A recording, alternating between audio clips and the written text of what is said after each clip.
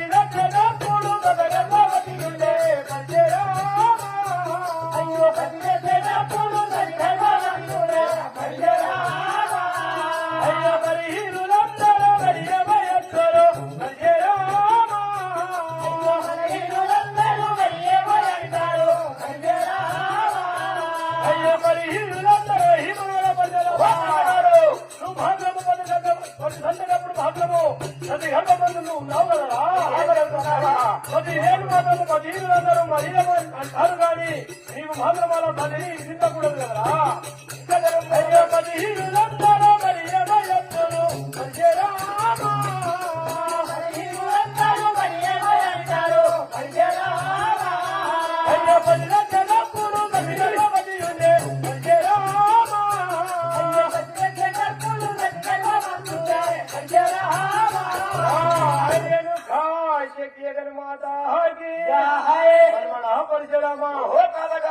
పరిచడప్పుడు మాత్రము నీవు మాత్రము మీ తల్లి గర్భవతి ఉండే గర్వమనమడా అనగా ఈ మరి హీనులందరూ మాత్రము ఏమోయమో అంటారు.